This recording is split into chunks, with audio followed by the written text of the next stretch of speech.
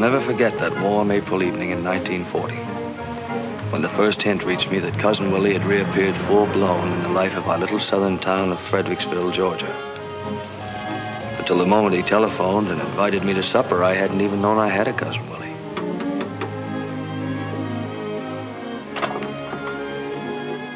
Is this Albert Marbury? Yes, sir. Are you Cousin Willie? I am. Come in, my boy, come in. It's good to see kinfolks again.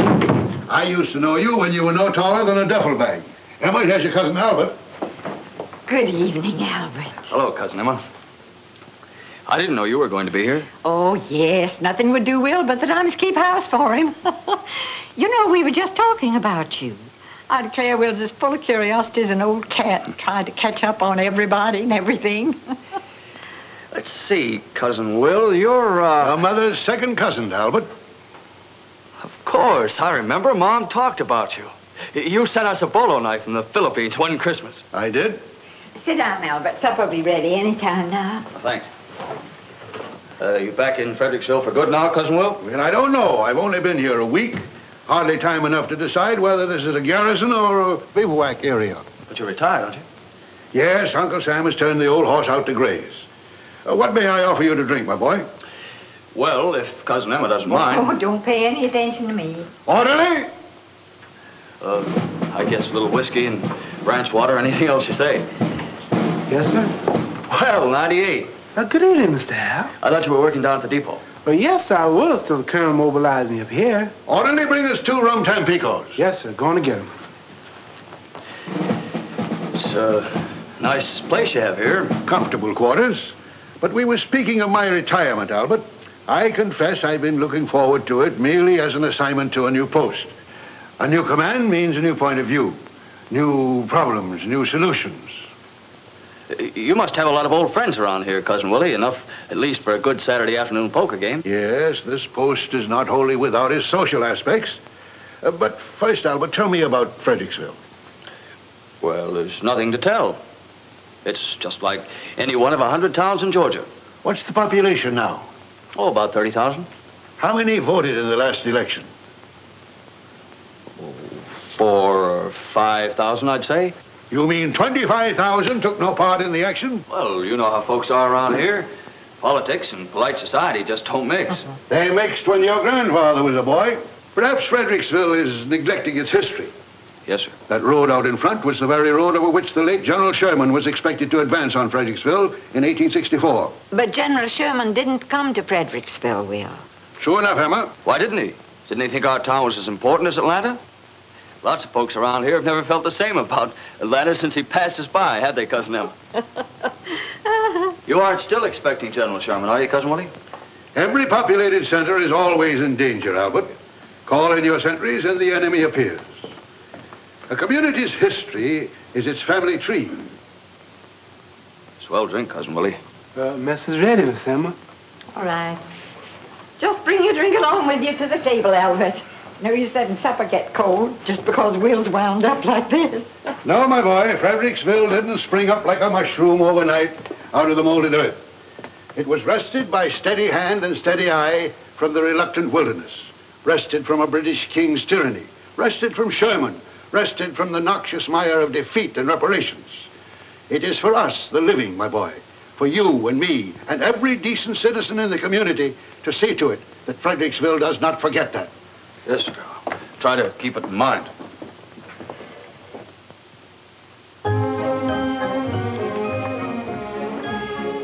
By morning, I had forgotten about Cousin Willie, for it was Confederate Memorial Day. In Confederate Monument Square, the mayor, head of the home folks party which had governed our town for as far back as I could remember, was delivering his usual glowing tribute to the lost cause. I yield to no man in everlasting pride in that gallant band of gray-clad heroes.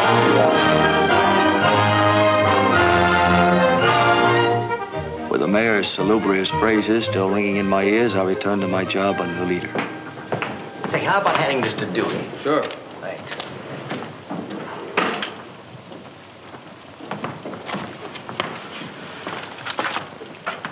Say, Maybe this isn't going to be such a phony war after all. Give that an 8-column banner, Pete. Nazis sweep through Norway. You got a cigarette, Al? Thanks. What about his honor's tribute to the lost cause? Oh, yes. We mustn't let the war interfere with anything big like that. And to beat that, it's locked. It's tighter than a... Well, that's the trouble of the world today. No faith in human nature. Why do you reckon a dame would want to lock up a few measly cigarettes? Maybe we should have a chisel. Well, there's one thing you can bet on. Miss Carey would never have done such a thing when she was society editor. No, Miss Carey was one swell old girl. Oh, the salt of the earth. But this new dame... Yeah. And all these fancy things here, Venetian blinds and flowers and rugs. Yeah, just like I say, there ought to be a law against women in newspaper offices. Yes, sir. Look at this. How come that other paper up the street gets a full-page ad from Cromarty's and we only get 6 inches? Well, I'll tell you how it is, Mr. I Holmes. I know. The news supports the City Hall, and the City Hall tells Cromarty's where to spit. That's about the size of it. Well, it's got to stop, boys. It's costing us money. I want the mayor's speech on page 1, you understand? Yes, sir. What else you got on the stove, Dewey? Well, the British are getting ready to pull out of Norway. No. I mean your locals. Oh, Doc Booten says they're going to change the name of the square. What square? Confederate Monument Square. Change it to what? Tulin Square, after old Pud Tulin. So they're going to name the square after that old crook. Hold up your story on that. Right. Eavesdropper. Maybe she doesn't understand that he was the founder of the Home Folks Party. I understand plenty. The way he lived on the city, the poor white relatives he kept on the payroll. Isn't there anyone around here who'll stand up for what he thinks? My father was still editor of this paper. You know, Dewey, that was another nice thing about Miss Carey. You never caught her sticking her nose into men's business. Oh, Miss Carey was sure restful. A credit to pure Southern womanhood if ever I saw it.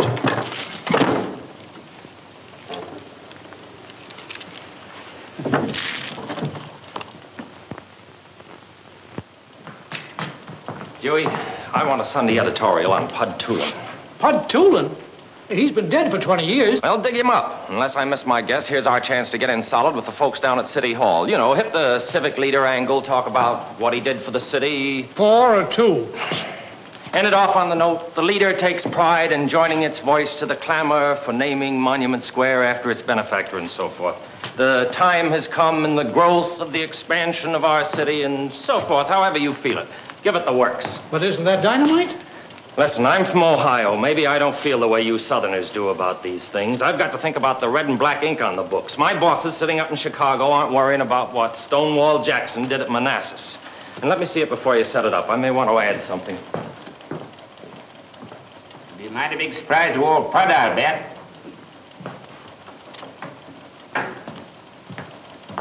Beg pardon? Where will I find the managing editor? Right in there. Thank you.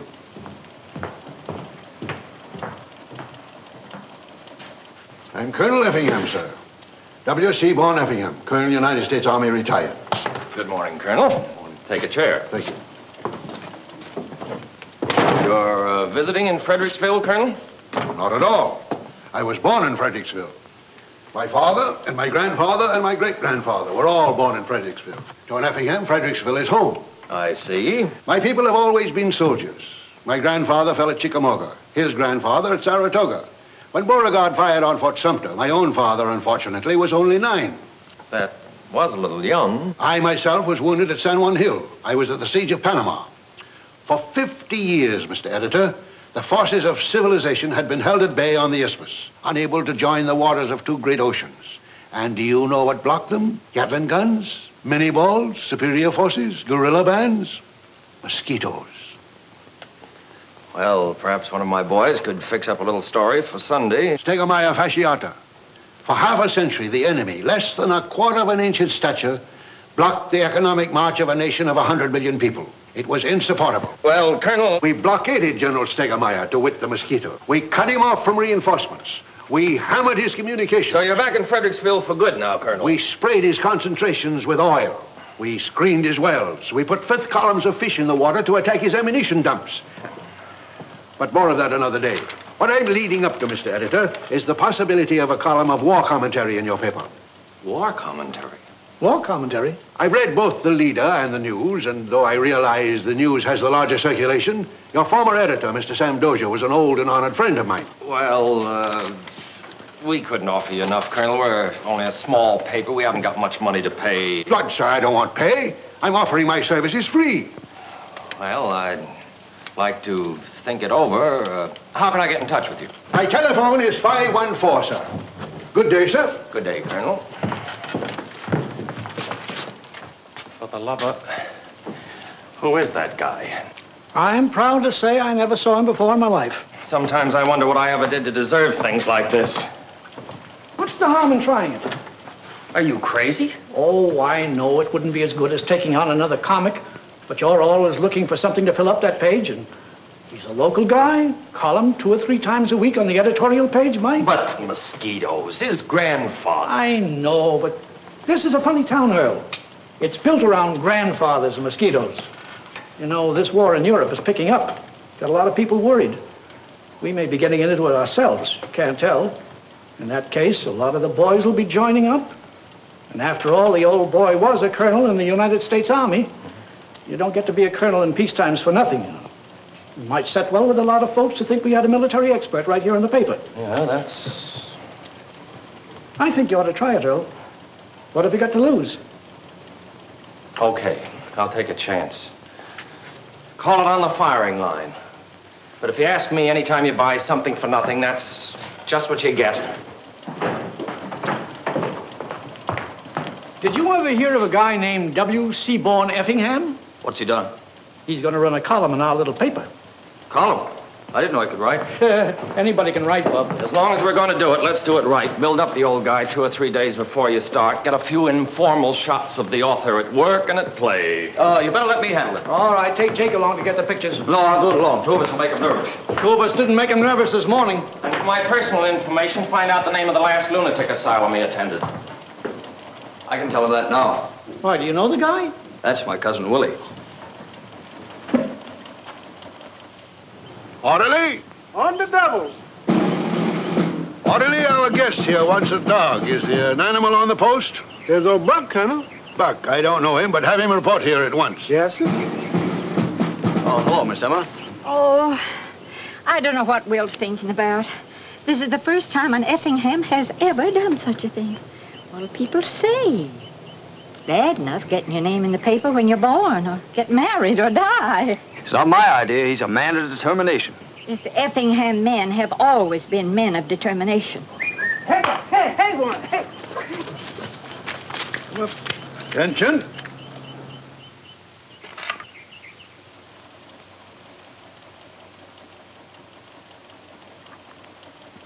It's got reader confidence written all over it. What's his name? W. Seaborn Effingham. Colonel, United States Army, retired. The dog. Buck. His name's Rover. Our subscribers seemed to open their arms to the pair. First thing we knew, our leading citizens were giving parties for them in the most stylish houses in town. Good evening, Miss Elma. Good evening, Miss Elma. Well, Will. How's the old publicity hound? Good to see you, Clyde. Ellie, how are you? Man, they've certainly been giving you plenty of write-ups. Everybody in town must know Colonel Effingham and his faithful old dog Rover by now. How does it feel to be in the limelight, Will? Well, I'm used to being shot at. Anyhow, Will, we want you to know we're right behind you. Thanks, Clyde. Sorry I can't offer you anything but punch, but if you boys will step out into the kitchen... I've already sweetened it just a mite, Mr. Cloud. Here's to you, Will. And to our good old Billy Goat days together. And to Will's new column. Oh, yes, Colin. Here's your good health. I can't get over it. Old Will here, a colonel in the Army, been everywhere, seen everything, and we've just sat home and kind of mildewed. On the contrary, you gentlemen have made substantial successes in your chosen fields of endeavor. Jesse and you, Sterling, presidents of flourishing banks, and Clyde, head of the Southeastern Fertilizer. Oh, we managed to keep a roof over our heads. Will Effingham! You don't remember me. Clara Breckenbridge. Clara Miggs now. You remember Charlie Miggs? He was at dancing school with us. He was always a lucky dog. I would have known you anywhere, Clara.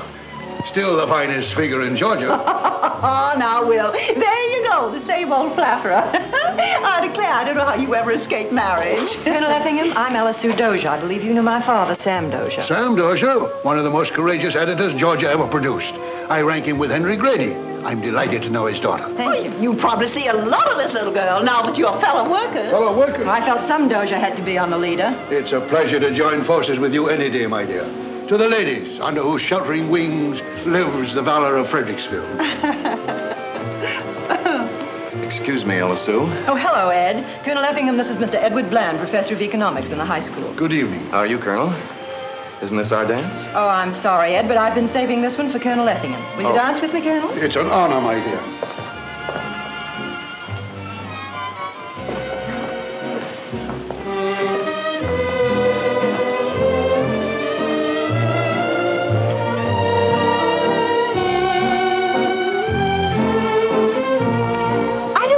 Sacrilegious. But you know who Will reminds me of, if he had a beard? General Lee. Yes, I can see the resemblance. But I'm afraid General Lee wouldn't lend his name to a column in the public print.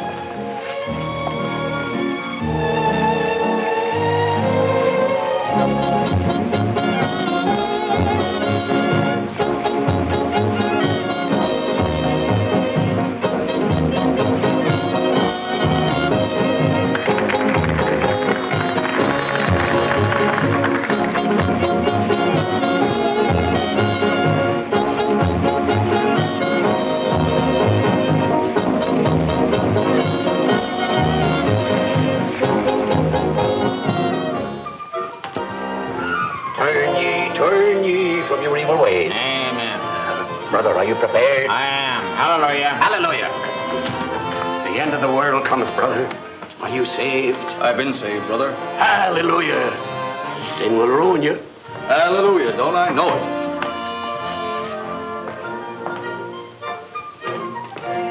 Good morning, Albert. How are you, my boy? Fine, Cousin Willie. How's the war going? Albert, tell me, does what's his name know about this plot? What plot, Colonel? The plot to name our Confederate square after that carpetbagger. Well, I couldn't say. The information hasn't been made public yet. Well, let's go tell him. It's time for newspapers to unlimber their big guns. Well, I can't go right now. I have to write a story. Well, I'll go see him myself. Mr. Holtz isn't here. He had to go to Atlanta for the day. Well, surely there's a second in command. No, Mr. Holtz is the man you have to see. There's no hurry. Next time you're in town, why don't you stop by and have a chat with him? Yes, I'm sure he'll be glad to do everything he can. It isn't a question of doing everything he can. A newspaper's run for the good of the community, isn't it? Well... Isn't it? Exactly. Well, and on, my boy. Good day, Ella Sue. Then Cousin Willie struck. It was exactly as if he'd hurled a custard pie at the established government. The response to the town was quick and emphatic. What do you make of it? Doc, after all we've done for Earl Holtz, it's like finding a rattlesnake in your bureau drawer. Hello? Is this the leader? Is it true that they're going to rename Monument Square? Well, as far as I can determine, Mrs. Meigs, it's an unfounded rumor.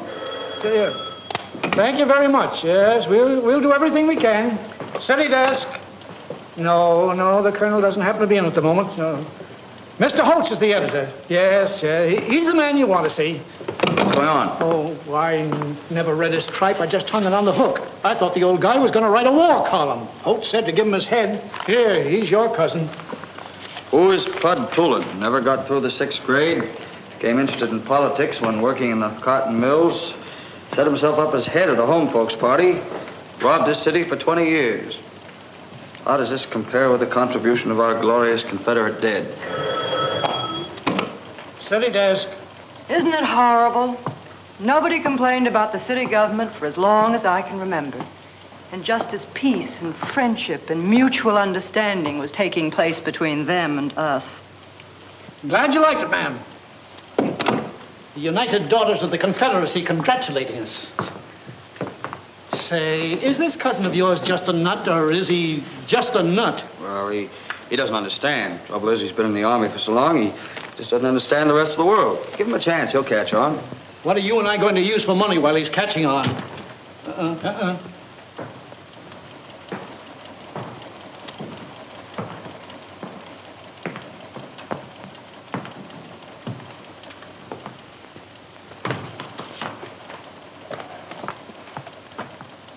How'd it get by you, Dewey? Where? City desk. It's for you, Mr. Holtz.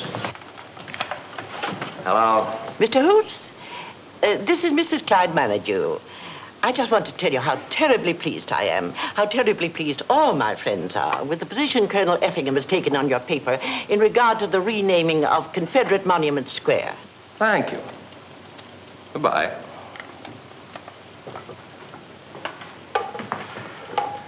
Have you heard anything from the City Hall yet?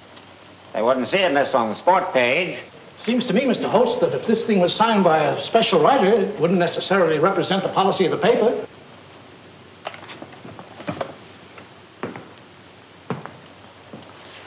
Mrs. Manido's words must have fallen so sweetly on his ear as to undermine his sense of reality. At any rate, his reaction was simply to write a new editorial to fit the circumstances, offered in the spirit of righting a wrong.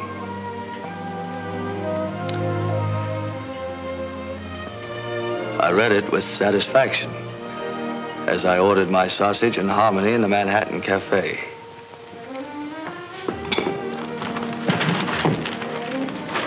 Then I turned the page to Cousin Willie's column.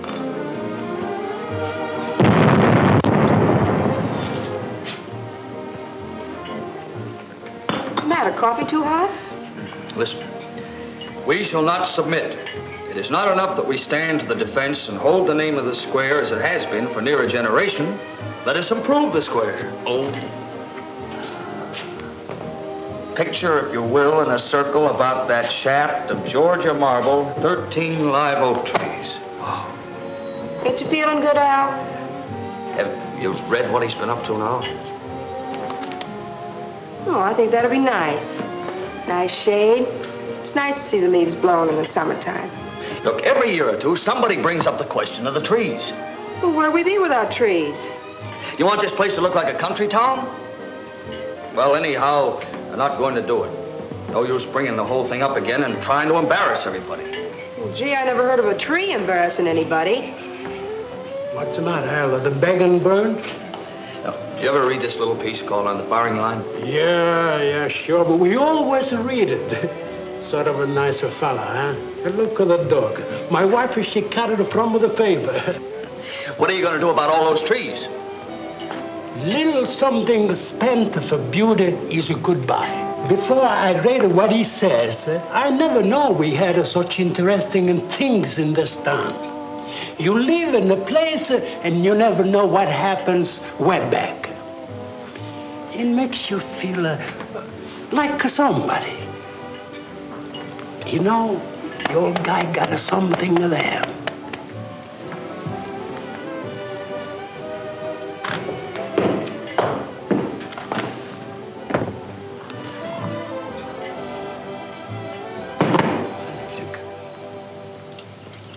On guard. Straighten your body, man. Straighten your body. Bend your knee. Mr. Consul, won't you rather have a rum Tampico? Position. 1, 2, thrust. Watch your feet, man. Watch your feet. Mr. Consul, I'm going to wash my feet in here, too. Come in, Albert. We're just keeping in shape. Have a seat. Cousin Willie, you know the mayor, don't you? I haven't had the pleasure of meeting His Honor. Well, the mayor's a garden fancier. He loves trees and flowers. Seems to me it'd be nice if you'd consult him about planting those trees. Naturally, he'd like to be in on any civic improvement of this type. You know, take a little of the credit. I don't care anything about the credit. I want the trees. On guard. Touche. They might welcome the chance for the trees just to show their heart's in the right place. I don't know, Albert, whether their heart's in the right place or not. Stand up to it, man.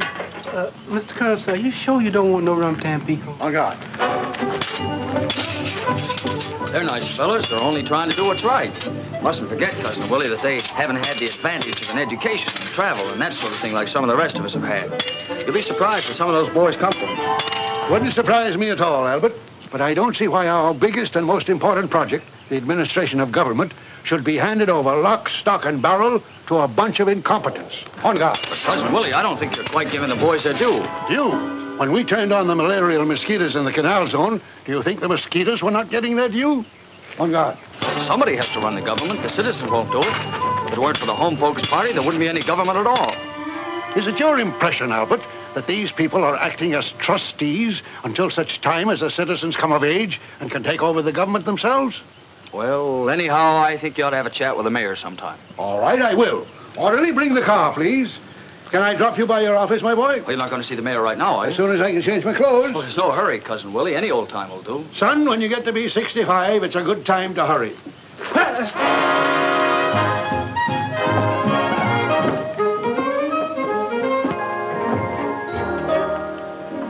Well, your name is familiar to me, Colonel, but I can't seem to put my finger just where I've run into it before. Are you here in Fredericksville in connection with national defense? Defense of America is the nearest thing to my heart. What I want to discuss with you, Mr. Mayor, is the desirability of planting 13 trees in a circle about the Confederate monument. You write that column in the leader. I do. I knew your name was familiar to me. Well, Colonel, I tell you what you do.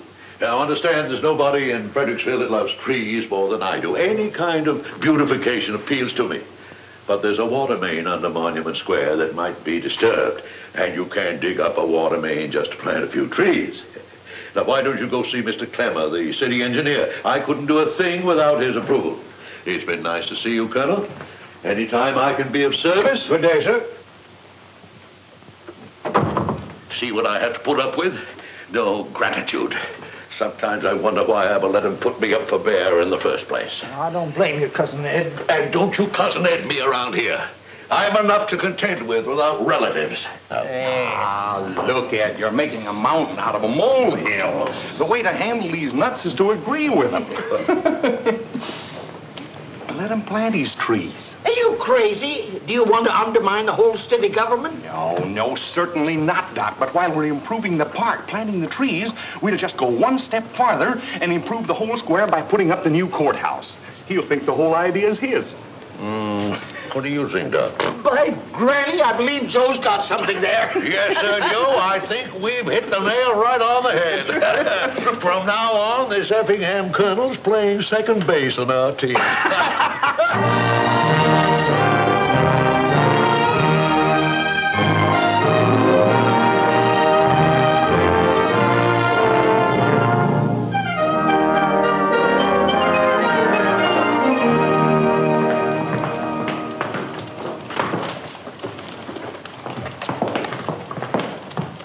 So you're going to tear down the courthouse? I have nothing to do with it. You could stop it. How? You could if you wanted to. Look, the old fire trap's about ready to fall apart anyhow. Well, how'd it wear out so quickly? It's been worn out for years. I just discovered it. Well, why didn't you keep it repaired? Look, why do you suppose I'd have anything to do with this? I just tell the facts. Oh, you tell some of them. Isn't it a fact that they've already signed a contract with Bill Silk, the mayor's brother-in-law, to build a new one? I don't know anything about that. Well, you ought to know. That's your job, isn't it? Say, what's the matter with you today, anyhow? I've got a slight case of moral indigestion. You don't understand. The old building's just tumbling down. The floor's unsafe, the stone's disintegrated, the roof's no good. Ah, you sound like somebody in Berlin describing democracy. Do you think every building that's 150 years old is tumbling down? Sure, and if it isn't, it ought to be.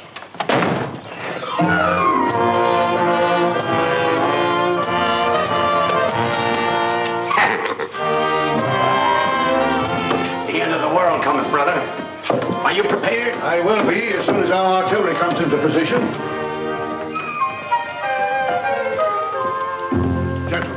You'll have to excuse me, Colonel. London's just been blitzed. Just a moment, if you please.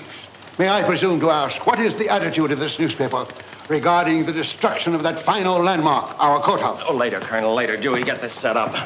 I've searched your column for a word of condemnation of this diabolical plot, but I could find nothing, sir. I'm afraid you don't understand, Colonel. The courthouse is in a pretty dangerous condition. Who says so, may I ask? The two best structural engineers in this section. Local engineers. The condition cannot be determined except by a man from out of town. One who has never even heard of this courthouse. When I was in the canal zone... Excuse me, Colonel, I just remembered a date. I had the privilege of seeing the great Miraflores locks hewn out of the jungle. One of the greatest feats of skill in that entire monumental project. The man principally responsible was a Captain Hickok, now Major, U.S. Army Corps of Engineers. Major Hickok is now retired and living in Atlanta. Let him look at this building.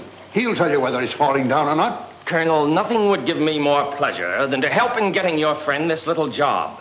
But no loyal citizen of Fredericksville wants to ask Atlanta anything. Besides, there's the cost of bringing him here. Good, sir. I'll get him here for nothing. Doesn't that imply a lack of confidence in the government? It certainly does. I've discussed this matter with a number of responsible citizens. And they agree that the leader, true to its name, should sponsor a movement. What responsible citizens? People you know. They'll come forward when the time is right. Never fear. I'm a newspaper man, Colonel, not an evangelist. My function is to inform our readers of what's going on in the world, not to advise them. If a group of citizens want a third engineer to look at this courthouse, bring him in. I'll print the story. That's our position. As you say, Mr. Editor.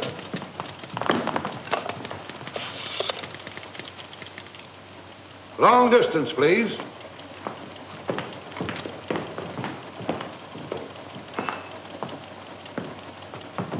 You never get anything for nothing. I always did know that. You got me into this. Remember, I told you what would happen. All I said... And you, don't stand there with your mouth open. Do something. He's your cousin. I tell you, no private citizen has the right to go meddling in public affairs that don't concern him, pulling us into it. Confound it, it's sedition. Deputy Major Hickok, Walnut, 1483, Atlanta. Now, I don't want to reverse the charges. Charge it to the leader.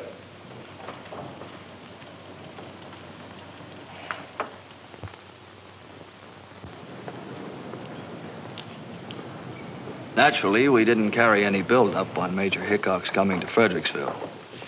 But I was detailed to accompany him and the colonel on their tour of the building, just to make sure they didn't go into a huddle and fling us a fast one. Of course, if the major should happen to agree with the local contractors that a new building was needed, it was to be a page one story with a byline. I don't quite see how this old wreck rates a society column. I'm just here on my own. Curiosity? Interest. Trying to check up, Trying to make sure I won't draw any wrong conclusions. Possibly, or print them. How do I get up onto the roof? Right this way, gentlemen.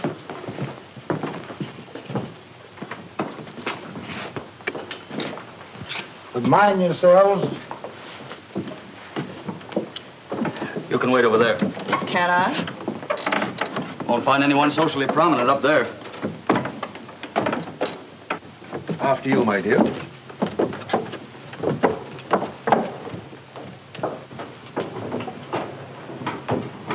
Fire up here? Way back, just after the war. War between the states? No, sir. That other war. Surface charm. I'd like to see the rope.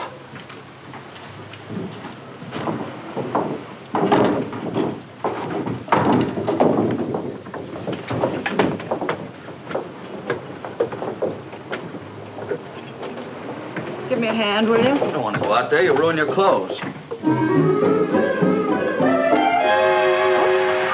Sorry.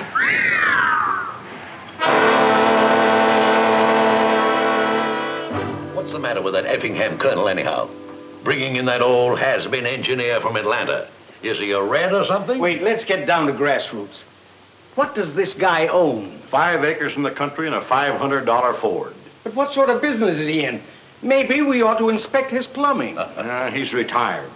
What does he live on then? Yeah, he gets a pension from the United States government. He's still got a water bill, hasn't he? Reformers are mighty touchy about water bills. Gentlemen, the question before us is the new courthouse. Exactly. And if we don't watch out, he's going to get people to thinking we're trying to railroad this thing through. The people don't care. I don't know, Doc. You can never tell about that. Well, my idea is to get the jump on him. Call a public meeting. Discuss the whole thing right out in the open. Show him we're not trying to hide anything. But, Ed, you're my brother-in-law, and the contract for the courthouse has already been signed. Don't you worry, Bill. You'll build it. We only want to do what's right and proper.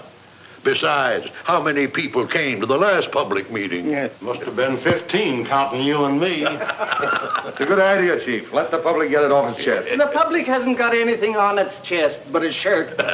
Right, Doc. Suppose you call Holtz around the leader. Let him have the story. We set the meeting for a week from tonight in the courthouse in the Superior Courtroom. Think that'll be big enough, Your Honor? Well, it's not up to us to get a crowd.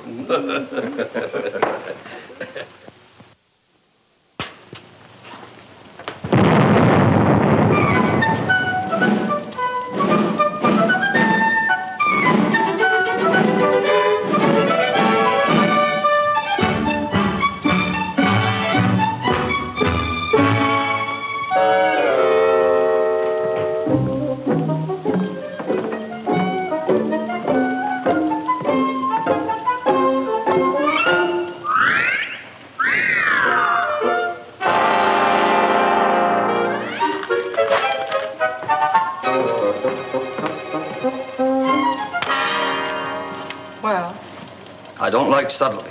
Maybe you like petitions. Petitions? Would you like to sign one? I would not. What sort of petition?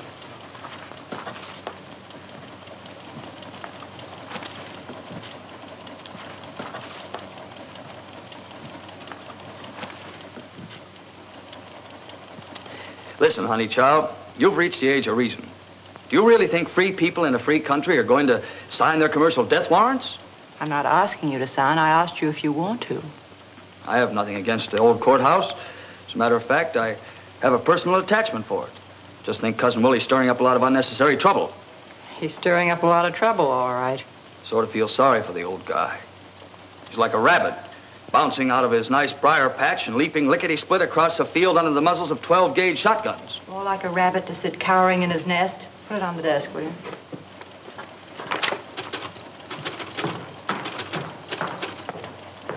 Oh, Al, the National Guard's just got in some new 30 caliber machine guns. Go on over and have a talk with Captain Rampy, will you? See if you can get a little story for Sunday.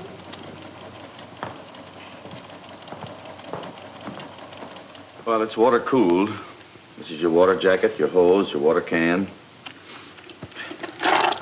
It fires from a belt of 250 rounds. And it fires at the rate of 500 to 550 rounds per minute. Not steadily, of course, but in short bursts. Then a funny thing happened. The captain talked and talked, but I didn't hear a word he said. Services from right to left, the transverse I just line. kept looking at that uniform and wondering how Ella Sue would like me in it. Well, here, this field manual will tell you all about it.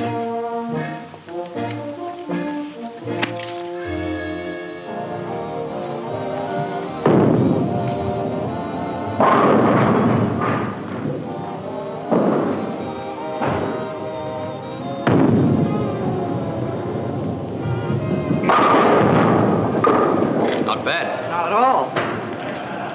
Well, Professor, How are you, Marbury? by the way, did I tell you... Tell me what? I've offered my services to the government. That's swell, Ed. You what? You are now addressing Private Marbury of the Georgia National Guards.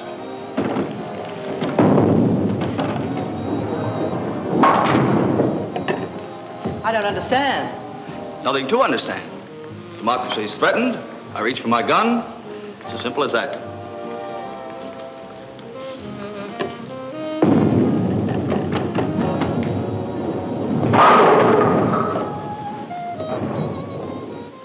Funny that all of a sudden you should be so much more concerned about democracy than Europe than democracy in Fredericksville. My dear girl, what happens in Europe is directly connected with what happens in Fredericksville.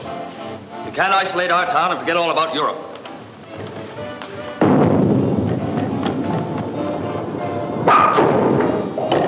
Neither can you isolate Europe, which is 3,000 miles away, and forget about Fredericksville right here under your nose. Okay? Okay, I'll sign your petition. Sorry, we've done very well without you. Ow!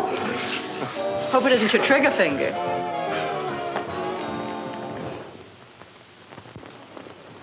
Thursday night was more fitting to moonlight and mint juleps than to public meetings.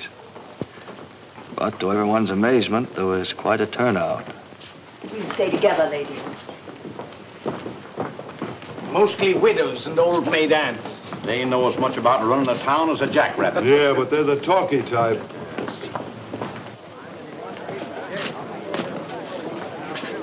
Well, there seems to be a scarcity of bank presidents and captains of industry.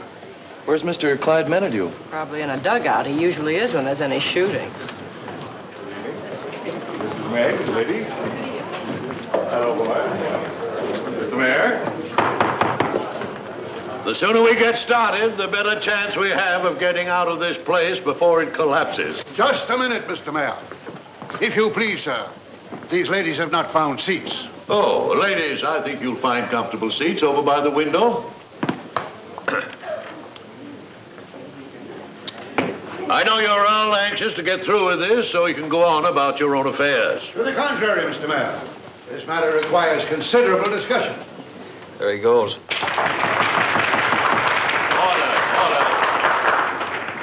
We've invited you here tonight, ladies and gentlemen, to express any opinion you may have as to the disposition of this old building. Now, I'm going to ask the clerk to put into evidence as Exhibit A the reports of 2 independent contractors who have examined the building. All so sweet and legal. Nice-looking couple. Lovely. From that report, ladies and gentlemen, you'll be able to see that it is not a question of what we would like to do with this grand old building. It's a question of what we can do. Mr. Mayor, before presenting a petition to repair this building, I'd like to have your permission to read a report on the state of this edifice. A report by Major Anthony T. Hickok, United States Army Corps of Engineers, retired.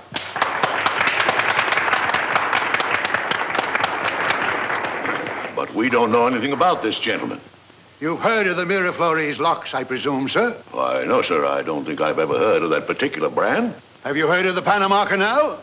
Why, yes, I've heard that. Major Hickok was the engineer in charge of that monumental achievement in the Panama Canal. He's examined this building from top to bottom and has filed his report. Has this man a license? Yes, has this man a license? A license? He has a Congressional Medal of Honor. Mr. Mayor, I move that the chair accept the Major's report in evidence. Certainly. I was just about to make the same suggestion. Proceed, sir. That the structure should have been allowed to deteriorate to such an extent as now is a matter of apparent negligence, concerning which it is not my duty to report. But the building is by no means beyond repair. To destroy such a dignified and harmoniously proportioned structure is something which the pride of this community should go to great lengths to prevent. The council will be glad to take this report under its due consideration. Mr. Mayor, I make a motion that the chair call for a rising vote of those in favor of preserving this building. Second of the motion. Just a minute, if you please, Mr. Mayor. Mr. City Attorney. May I inquire if it is in order to call upon this meeting for a vote on a matter which is entirely the responsibility of the duly elected city officials? Does a gathering of citizens require a government license to vote on a public question? Well, I don't deny the right of this or any other anomalous body to express its opinion. But that opinion must not be forced upon the council, which has had the benefit of the advice of competent engineers, known and respected by all of us. This is not a matter in which a pressure group should try to enforce its will. This building doesn't belong to the city council to dispose of as they choose. It belongs to the people of the city of Fredericksville and the county of Fredericks. 500,000 strong. I'm afraid the gentleman's idea of our population is as exaggerated as some of his other ideas. The figure is highly conservative, sir. This courthouse doesn't belong merely to the citizens of today, but of yesterday. On the steps of this building, General George Washington addressed the citizens of Fredericksville. In this very room, the delegates from the young state of Georgia assembled to ratify the federal Constitution. This embodiment of our common memories is a symbol of law and order and of democratic procedure. A symbol of what we fought the revolution for. It represents a heritage of our free government, handed down to us through perilous years. It belongs to every citizen who trod these streets before us. It belongs to every citizen who will tread these streets after you and I are gone, sir. No, the figure is not exaggerated. The only exaggeration is in naming any figure at all, for the owners of this building are as impossible to number as the generations yet unborn.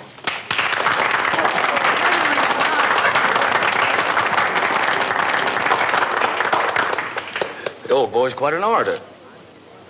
But the contract's been signed. The council is, of course, interested in the opinions of the citizens. Whatever is done with this old building is going to cost money.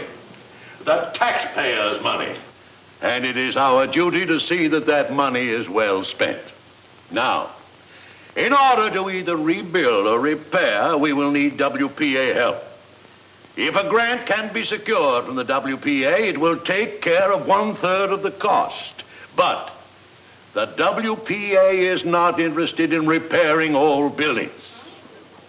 However, there is every reason to believe that a grant of 1/3 can be obtained toward building a new courthouse. May I ask, what would be the approximate cost of these two projects? Approximately $375,000 for a new courthouse. And for repairing? $390,000. You mean to say it would cost $15,000 less to build a new courthouse than to repair this one? $15,000 on the face of it, ma'am. But when you add to that saving the $120,000 that the WPA will probably grant, you have a total saving to the taxpayers of something like $150,000. Preposterous. What kind of repairs would cost $390,000? It's all contained here, sir, in the report of the architect, which unfortunately is too long to read. This building should be preserved, no matter what the cost.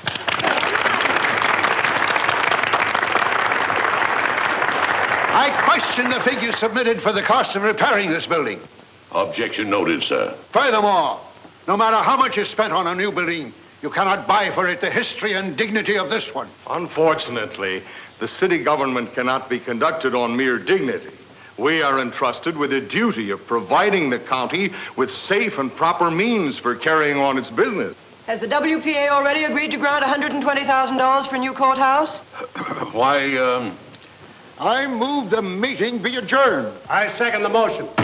It is moved and seconded this meeting be adjourned. All those in favor say aye. Aye. Opposed? No. Motion carried. Meeting adjourned.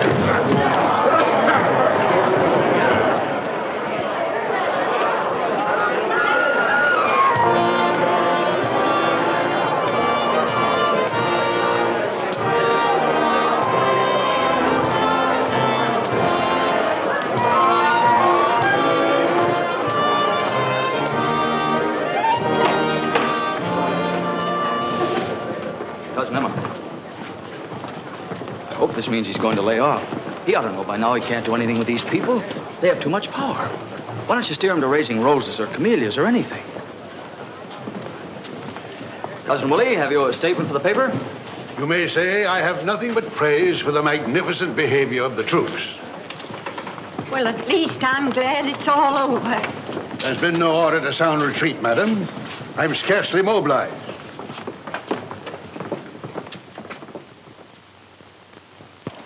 Write an editorial to go with it. Something like, since the WPA refuses to aid in financing the repairing of the old courthouse, even the most sentimental citizen will be practical enough to realize, and so forth and so forth. Lay it on thick. Hey, Chief, look at this. Full-page ad for Sunday from Cromarty's. Good boy. Yeah, well, don't thank him. Thank your pals down at City Hall. They passed the word to Cromarty's. You see, that's what comes of playing ball on the right team. See to it we keep on doing that. City desk. For you, Mr. Holtz. Atlanta calling. Hello? Colonel Effingham speaking. It's him. Yes, Colonel? Your cousin. In other words, sir, the local authorities seem to be suffering from a considerable misapprehension. The WPA has, 1, not agreed to aid in the building of a new courthouse, and 2, has not refused to aid in the repairing of the present structure. In fact, the WPA has not even been approached in the matter. Therefore, since it was this misrepresentation regarding the attitude of the WPA that caused the citizens at the recent public meeting to hesitate as to how to cast their vote, I insist, Mr. Editor, that you demand a new public meeting. I'll inform the mayor of your suggestion, Colonel. That's the best I can promise. Goodbye. Give me strength. What are we going to do with them? Why don't the officials do something? Is the whole country headed for chaos? Is he trying to start a second party here with all the wastes of campaigns? Why, some of these people have been in office since they got out of the 5th grade. They know their job. Is he trying to turn them all out on the street? You're not going to print that, are you? If we don't, the news will blow it wide open, especially when they see what we got from Cromarty's. Al, go and tell the mayor we've got to run it. Maybe they can think of something. Who, me? He's your cousin. Why did he have to come back here? Nice and peaceful and contented. Couldn't he stay in Panama with General Stegemeyer? To wit, the mosquito. For your identification tag. Oh, hello. Mrs. Meggs, you know Mr. Marbury, one of our bright young reporters and one of our most patriotic citizens. Oh, yes, of course. You're a relative of my very dear friend, Colonel Effingham, aren't you? Sort of. They're devoted. Hey, Al.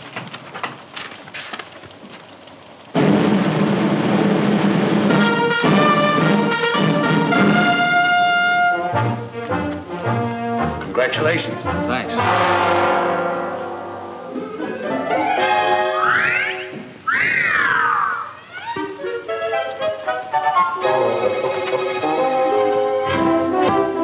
The town took it like a man.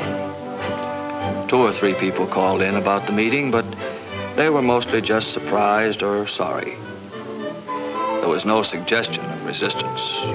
My dear, the fault lies with the High Command. We made the tactical error of withholding our reserves too long. The time has now come to throw in our storm troops and our capital ships. Then you're not discouraged, Colonel? Discouragement has no more place in a soldier's equipment than an inner spring mattress. To our capital ships. Full speed ahead. And as Admiral Farragut said, you know, about the torpedoes.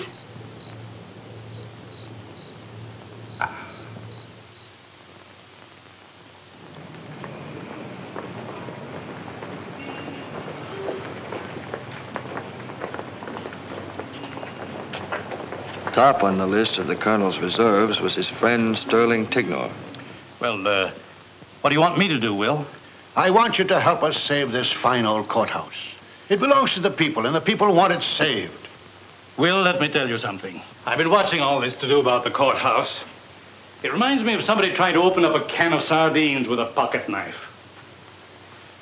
You're going about this the wrong way. If you want to save that courthouse, you can do it. Are you suggesting bribery? These are practical men you're dealing with. They listen to reason. I'd be willing to make a personal contribution of any reasonable amount myself. What you suggest is unthinkable and indecent. All you need do is write a letter to the paper, as a private citizen, calling for another public meeting in the light of this new information from the WPA. Write a letter to the paper? Why, don't you know if I did that tomorrow morning, the whole municipal checking account would be closed out? Nonsense. It's you fellas who are impractical. What can they do with it? They can't walk around town with the money in their pockets. They'd take it right up the street to Jesse Bibb's bank. No. You reformers don't have a sense of reality, Will. You don't seem to grasp the hard-headed facts. The hard-headed facts are, if you don't repair something that needs repairing, pretty soon you won't have it to repair. I'm sorry, but there's no use arguing about it. Good day.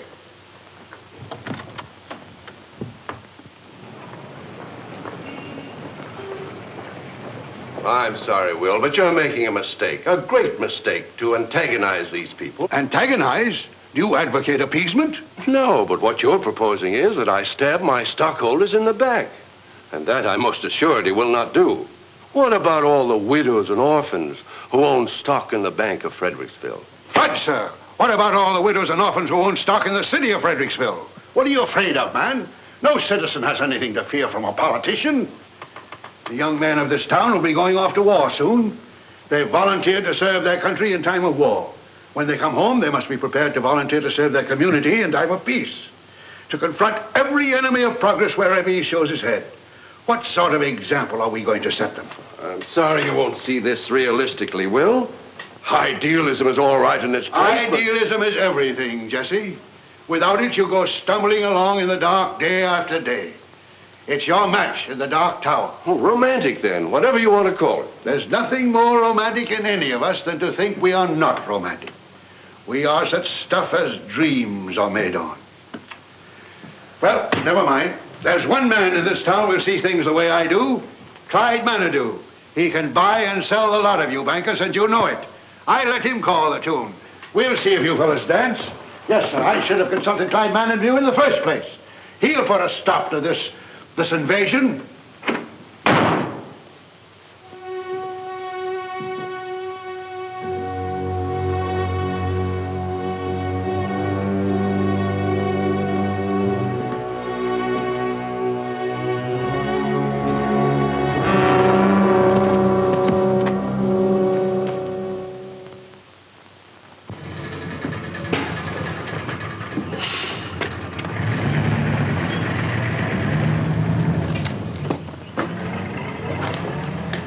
How is he? Mighty poorly, Mr. Al. Where's Miss Emma? She's inside. Oh, Albert, thank goodness you've come. Maybe you can do something with him. Any change, Cousin Emma? No, he just sits there staring out the window. Ever since his best friend, that Clyde Manadue, turned him down, the whole fight seems to have gone out of him. He just can't understand it. Clyde Manadue, of all people. Have you been able to make him take his medicine? Yes, that's what worries me. He takes it without hardly any fussing at all. And you know how cranky he used to be about medicine. It's not like Will to give in so easy. Could I see him? Yes, go right on up. Maybe you can do something with him. Oh, stop playing that thing about he can't hear himself think around here. I ain't playing none, Miss Emma. I ain't touched it since the Colonel... Well, then play it. Stop acting like there was a funeral in the house.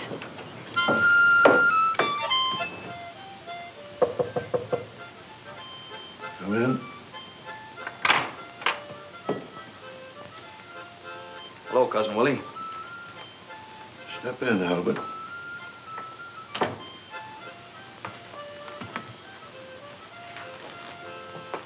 I just thought I'd stop by for a minute before we leave. Leave? Yes, sir. Company's pulling out at 9:30. Forgive me, my boy. I'd clean forgotten it. I'll be there. Oh, no, Cousin Willie, you mustn't do that. You better stay here and take care of yourself. Albert, I made the unpardonable error of overestimating the quality of my reserves. Oh, you mean Manadue in that crowd? Well, that's not as bad as it looks, Cousin Willie. No, Albert. There's only one phase of this whole campaign I can look back on with satisfaction. When I first saw you again, I must say you seemed as indifferent to the fate of Fredericksville as all the rest. But after you began to consider the life story of Fredericksville and realized the toil and blood and sorrow that Fredericksville had grown from, your indifference began to leave you, and you enlisted in the National Guard. Sure, Colonel, but... Now that we've come to a time of new growth when toil and blood and sorrow are again called for, I'm proud, Albert. Proud that you stepped forward among the first. The same is true of your comrades in arms. I didn't do anything, Cousin Willie. They drafted me anyway. Albert, I want you to have this. Oh, no, Cousin Willie, I couldn't take that. This was the first wristwatch in the Panama Canal Zone. It hasn't lost a minute in 34 years. Gee, Cousin Willie, that's swell. I should like to think of it carrying you into action. In action, my boy, timing is very important. Thank you, sir. Well, I guess I'd better be shoving off. Goodbye, sir. Goodbye, my boy. God bless you.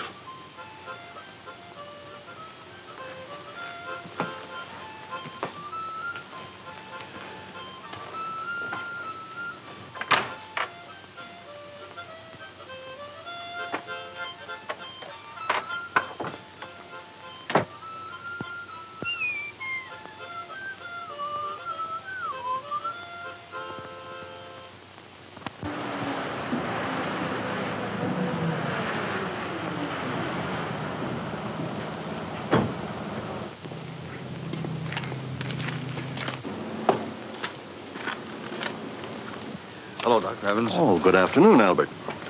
Say, Doc, what's the real lowdown on the Colonel? Well, I'll tell you, Albert. He ought to be in a hospital, but I can't do a thing with him. He refused to budge from the house. Is he gonna get well? Not unless we can put some fight back into him. Give him something to get well for. The way he is now at his age, it's hard to say. But we'll do our best. Goodbye.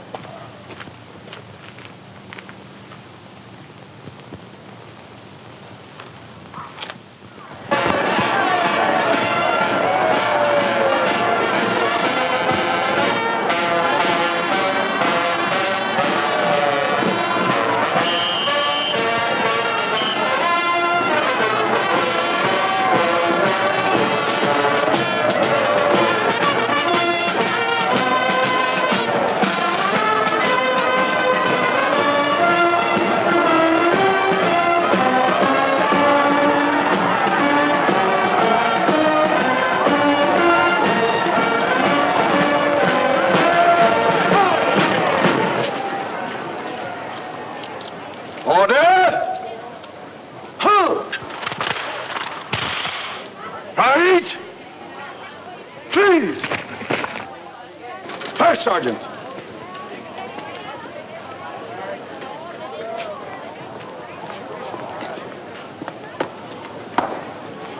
Dismiss the company. Yes, sir. Inspection, hunt! Put, hunt! Dismissed.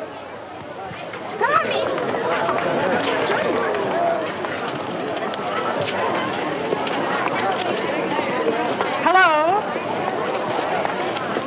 So you've come to cover the story, have you? Well, you don't think I came to see you, do you? Ella Sue. You want something to eat, soldier?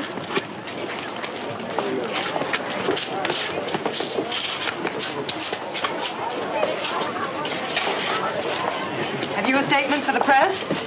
Only that I wish to convey to our esteemed city leaders my heartfelt appreciation for this delicious barbecued pig, without which democracy as we have known it in Georgia.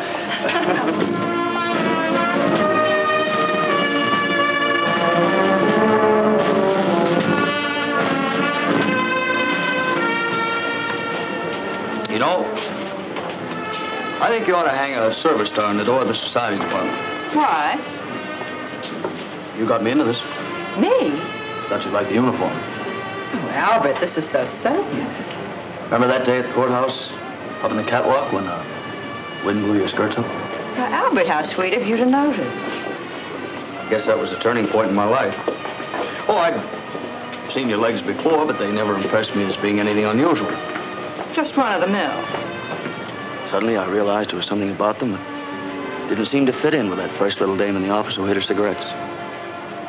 I mean, there was something sort of special and personal. I didn't even suspect you knew I had legs. Just began to bother me, that's all. You mean there's something profane in your feelings towards me? Definitely. Oh, Albert, you are nice. After that, I never felt the same towards you, towards anything for that matter.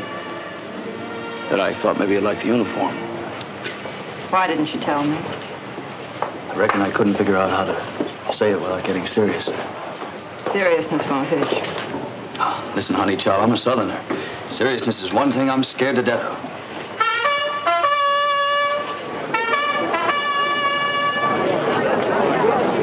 Ladies and gentlemen, it is my privilege and distinguished pleasure to present His Honor, the Mayor.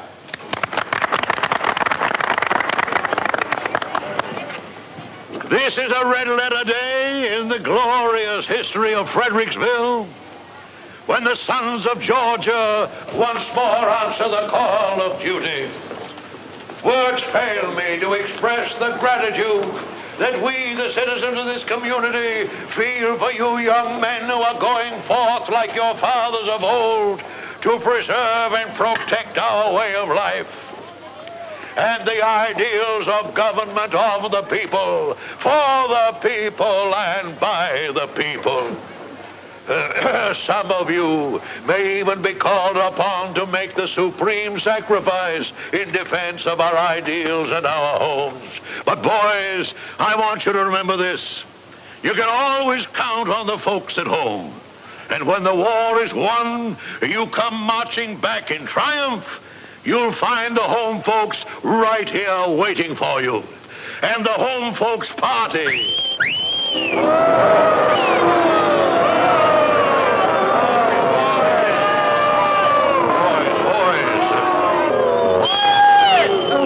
Quiet! I want to make a speech.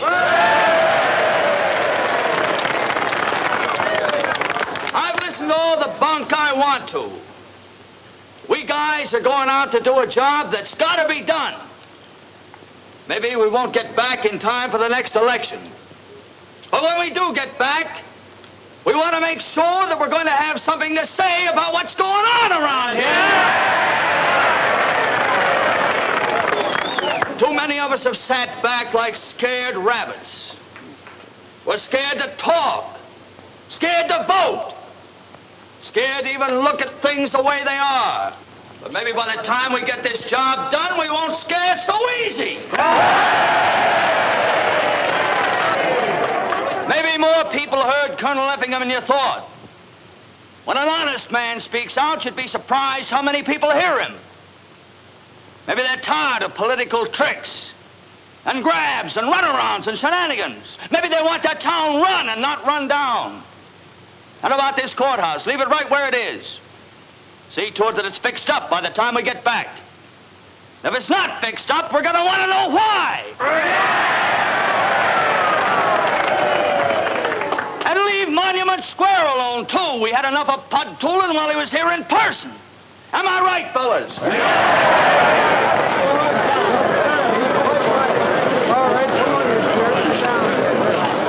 All right, what's your answer, Mr. Mayor? We want it straight. Boys. And we want it right here in front of the whole town, so there'll be no stalling. Well, Come on!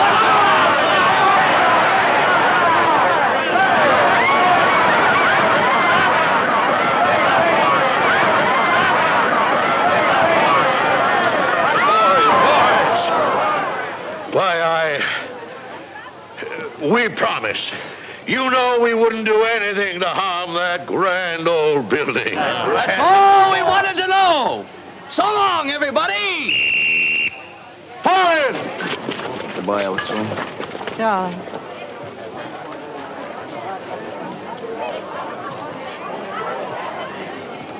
Left. Please. Right shoulder. Forward.